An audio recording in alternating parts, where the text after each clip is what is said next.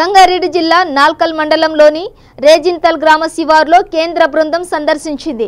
కేంద్ర బృందం సభ్యులు కృష్ణకిషోర్, పన్వీర్ సెల్వం, డిప్యూటీ ఈఈ ఉదయభాస్కర్లు మండలంలోని పలు కుంటలను, చెక్ డ్యాంలను, హద్నూర్ చెరువును పరిశీలించారు. ఈ కార్యక్రమంలో ఏపీడీ శ్రీనివాస్, ఎంపీడీఓ రాజశేఖర్ తదితరులు పాల్గొన్నారు.